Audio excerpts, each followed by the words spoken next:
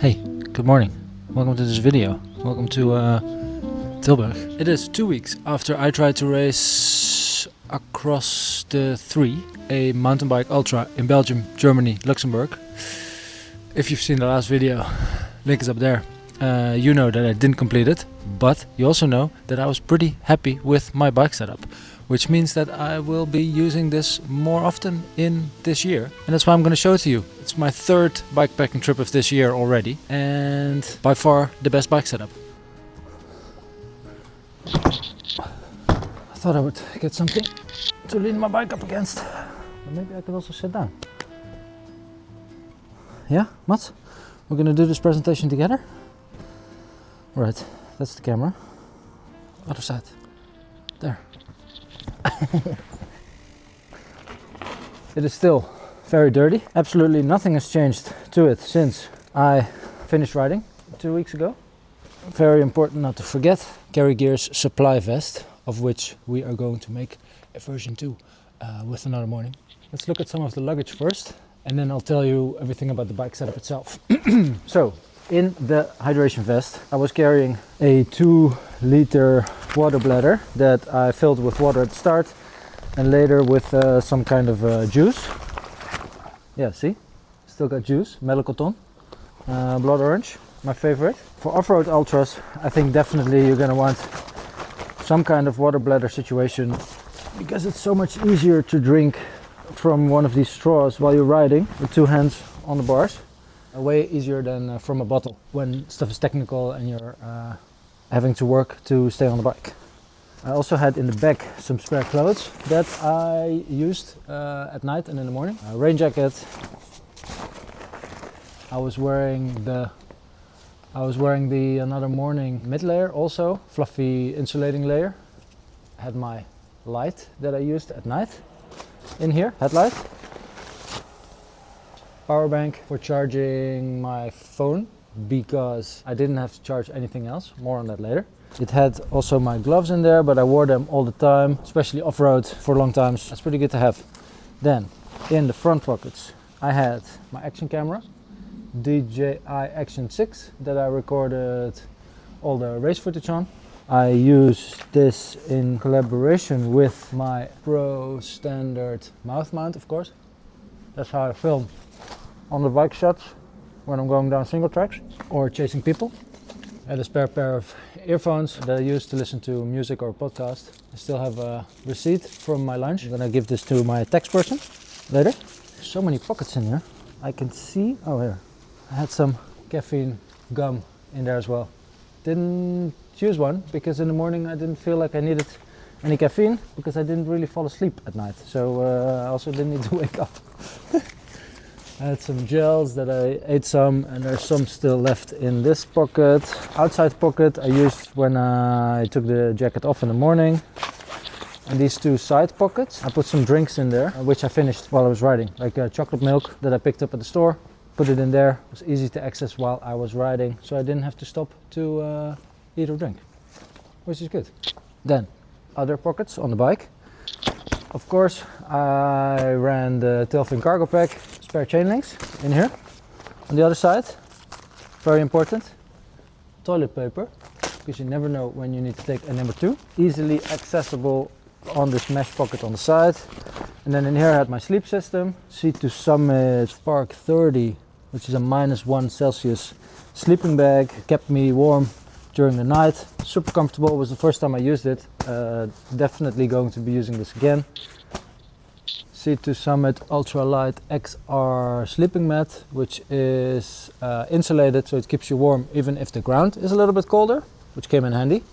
Aeros pillow, super light, super small, but very comfortable. It becomes quite big, like an actual good pillow.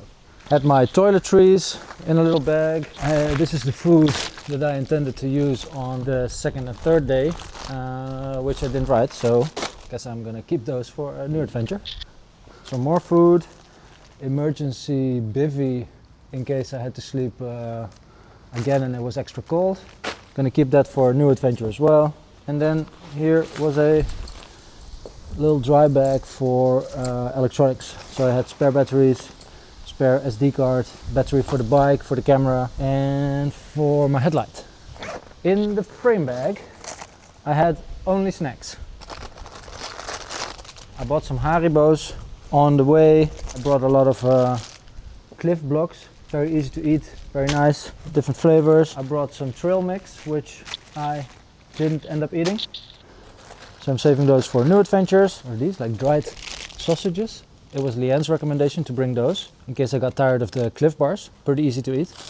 ORS or electrolytes, always good because it was quite warm. In here I have some cables for the dynamo light, but I'll tell you more about that later. I think it's actually gonna rain. Hopefully we've got 5 more dry minutes and then I'm gonna be done. In the top pocket I have some more snacks. I ate all the snacks that were in here and then I bought a few Snickers to replenish. Of course, the dynamic turbo pump, easiest way to pump your tires, very fast, and you can set the pressure. Very important for off-road riding that you have the right tire pressure. Boom. In here I also have a whole bunch of bike maintenance and self-maintenance things. I had a tiny first aid kit. I had alcohol for cleaning my hands. I had mosquito stuff because there were mosquitoes. Tire plug, Dynaplug. Oh no, Leasine Dynaplug. Sunscreen, very important. Multi-tool. Hay fever medication. More sunscreen. And Ultra Wax, which I didn't have to use during the race because my bike didn't get wet. But last week I did a little ride on my gravel bike where I also have a hot wax chain like on this bike. And then because it was raining, I topped it up with this and it's all good. Matsi, come. More stuff that I had on the bike. 2 bottles that I filled with a bunch of stuff. A emergency flask that contained a little bourbon. I might have taken a small sip of this when I was sleeping in the Hunter's Lodge cabin. So good. It is starting to rain. I'm gonna be fast. That was all about the luggage. Then let's look at the bike. I'm gonna take the camera from this tripod and then show you the bike in more detail. All right, let's start with the bike. This is the Focus Raven hardtail bike. It doesn't look like a hardtail right now because it has drop bars, but I installed them because I am more comfortable riding on drop bars than flat bar. Other than that, everything is the same. I have a RockShox sit fork in which I changed the damper to a race day damper because the old damper wasn't working anymore, and this was supposed to be really good. So I think it worked really well. Can't say much about it. Like that and the tire clearance makes this like a gravel bike plus, like the ultimate bikepacking bag in my opinion.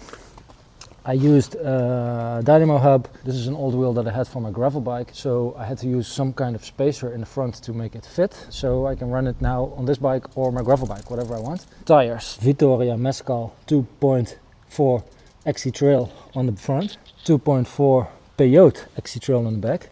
Trail means that it is super puncture resistant. The puncture protection is really good.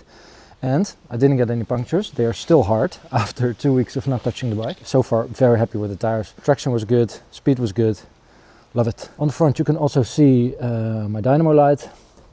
I had a front light and a rear light, Supernova, connected to this dynamo hub.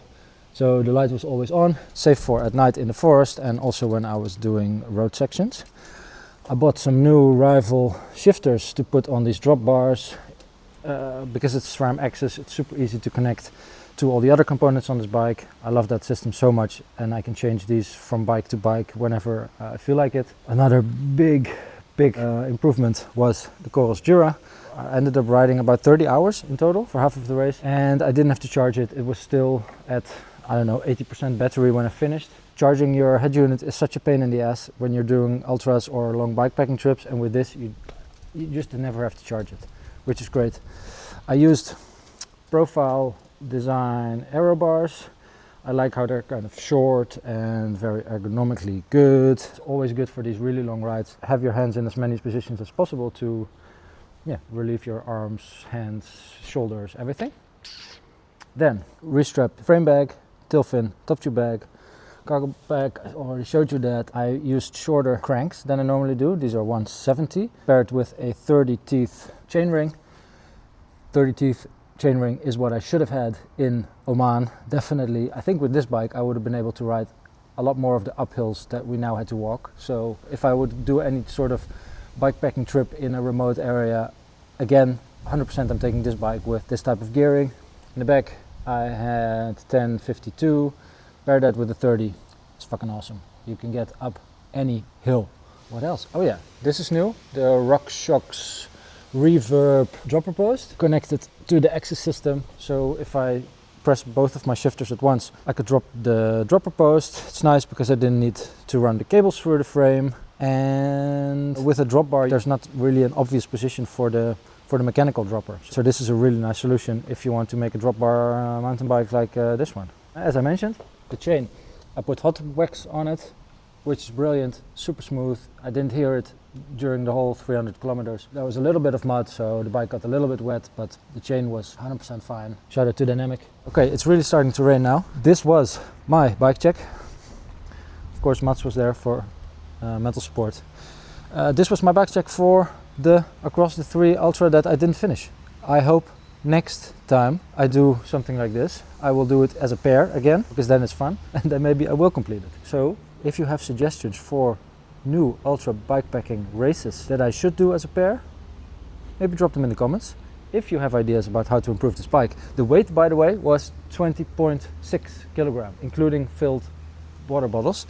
Very lightweight. It's exactly the same weight as my gravel bike was when we went to the Canary Islands. So in terms of weight, there's not really a reason to not bring this, because everything on it is carbon. So it's going to be lightweight. It's raining now.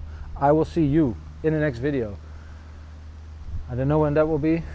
I don't know what bike that will be on, but I do know it will be adventurous. See you then. Ciao.